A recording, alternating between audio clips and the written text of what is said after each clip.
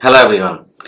Python has got a lot of built-in functions, somewhere around 70, and many of these functions are used more frequently in our day-to-day programming than the others.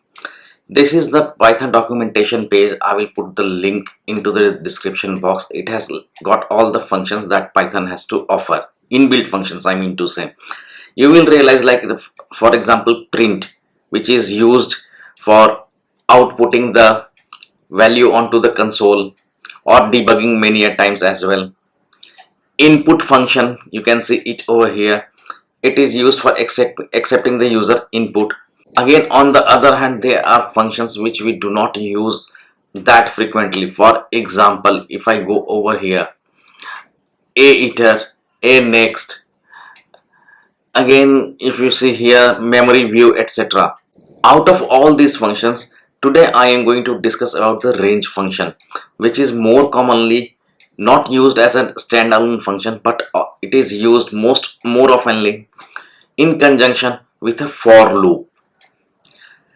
And bear in mind that range function bears a lot of similarity with list. So at the end of this video, I will also tell you how it is different from a list. The first question here is that what does the range function do? Allow me to jump back to the Python official documentation to check the definition. Here it is. So it says that the range type represents an immutable sequence of numbers and is commonly used for looping a specific number of times in for loops. So there are certain points to be noted here. Number one, immutable sequence of numbers. These are the 3 points that you need to know. Immutable means that it is not changeable. Sequence means it produces a sequence like list, tuple or set, and it is going to be a sequence of numbers. And to be very precise, it is going to be the sequence of integers, not floats, not asters. Now how do we define it? We can define it using the range keyword. Range here. The range function takes 3 parameters. These are called a start, a stop and a step. Out of these 3, you can supply either 1, 2 or all the 3 parameters. A stop value is a mandatory parameter, whereas a start and a step are optional. Let's see it. Let me replace it with the real values now. Right now I am just going to put one value. Let us say 5. And we can print here R, and we can just check the type of object that it is going to produce. Now when I run this program, I am getting range 0 to 5 here, you can see, and it is of type class range. Now how do I see each individual element of the range? Easy peasy. I write here the range first need to be converted into a list, and then we can see what are the individual elements here. You can see it 0, 1, 2, 3 and 4. Please pay attention here that our range starts from 0 and it has got 5 elements, 0, 1, 2, 3 and 4, and it stops just before 5. So here 5 is the stop value. So it means that the stop value is exclusive. It does not include the stop value. We can write it in another way also. I can make it something like this also, 0, 5. Now I have supplied here 2 parameters, 0 and 5. It means that the range starts at 0 and ends at 5, including 0, including the starting point and excluding the end point. It is going to give me the same output here. You see it over here. So let's get back to here what we had earlier. Does it mean that the ranges always start from 0? What if I want to start a range from, let us say, 5 and go till 10? How do we do that? Easy. What I can do here is that R is equal to range Now I will give here something like this 10, and now if I print it, print list R. Now 5 is my starting point and 10 is my end point. So it will start from 5 including 5 and end at 10 excluding 10.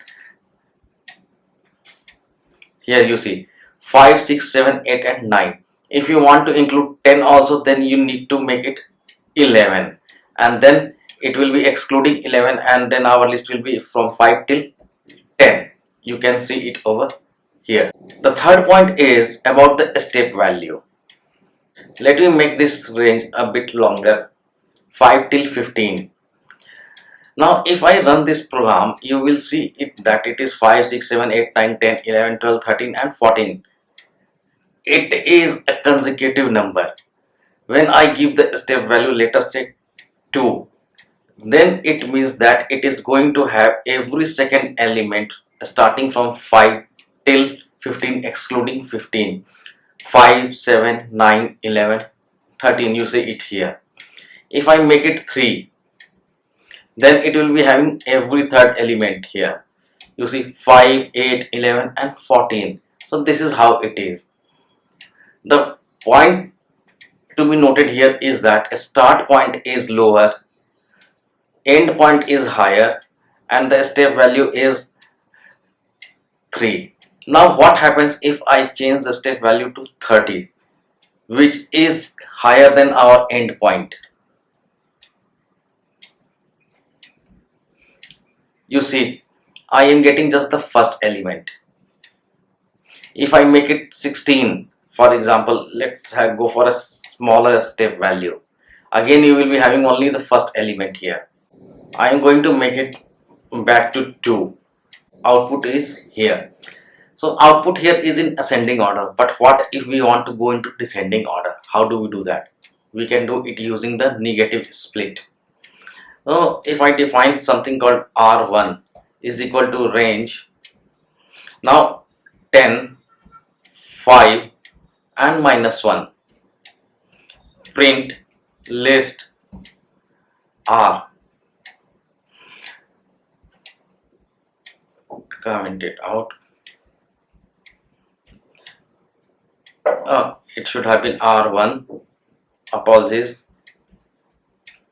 So here you see we have started from 10, 9, 8, 7 and 6, again excluding the end point. Now we are going into the reverse direction. Now one point that you have to note here is that when we were not giving any argument here, if I say again range is equal to 5 to 10, and if I simply print here list R, let me run it one more time.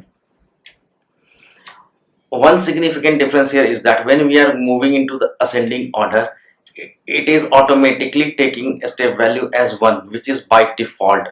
If we have to go in descending order, then we have to explicitly specify the step value as -1 or -1 here. Otherwise it will not work. Here also we can change the step value to -2, and you see it here from 10, 8, 6 excluding 5.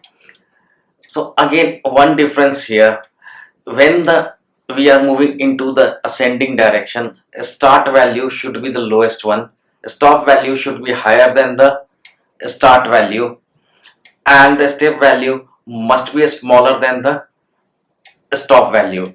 But when we are moving into the descending order, then start value is greater than your stop value. Range object, just like list, it also supports indexing. So I can, if I want, then I can access the elements at different indices. For example, I can go here and write 0, and if I now run this program, now you will notice that 5 is at index number 0, so it is giving me the output 5. If I change it to 1, then 6 is at index 1, and I will be getting here 6. Now you see it here. Now what if I try to access an index which does not exist? For example, our list is of 5 elements, and if I try to access here element at index 10, then I will be getting an error here. You see it here, index error, list index out of range.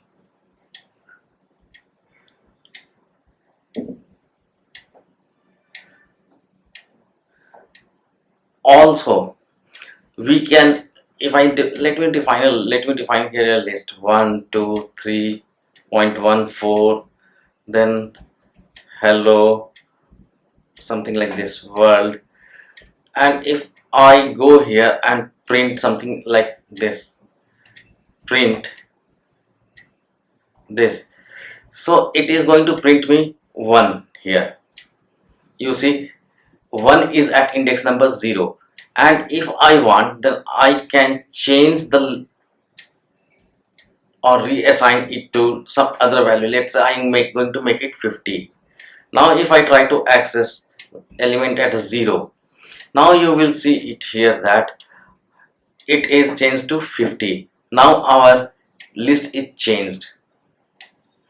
But what if I try to do the same thing with a range? Let us try to do it. Sorry, not print. Or let's say I want to change it to 50 again. Now it is going to throw me an error. Here you see, type error, range object does not support item assignment. It means that, what does it mean is that if I go back to the Python definition here, it is immutable. It means that once a range has been created, you cannot change it, you cannot change the elements, you cannot remove, you cannot add. It's another difference from the list here. Now let us jump on to what are the main differences between a list and a range. If you see it over here, we can create a Python list using 2 square brackets or list constructor, whereas Python range is created using range function here and 2 parentheses. Element type, Python list can have heterogeneous element, means that it can have integer, float, string, all types of elements that you can think of. But Python range can have integers only. One more point here I would like to highlight here is that it can have only integers 1 2 3 4, no floats. Further, Python list can be mutated. It can be, the elements inside the Python list can be changed, added or removed, which I have just shown to you. But Python ranges are immutable. Once you have created a Python range, you cannot change it. As far as the memory is concerned, Python lists are not memory efficient because they have heterogeneous elements, number 1. Number 2, elements can be changed, added or removed, so the length is not fixed, therefore it consumes more memory. On the other hand, Python ranges are much more memory efficient because they have got only integers and their length is fixed, you cannot change them. As far as the use classes are concerned, Python list is used for general purposes, for storing any type of data, any type of element. But Python range, as I have shown it to you in the Python documentation, it is primarily used for iteration in conjunction with the for loop. This is all for this video. I am going to upload all these codes onto my GitHub page and share the link into the description box. If you find this video useful, do not forget to hit the like button, share it with your friends, subscribe to my channel. Until then, happy coding.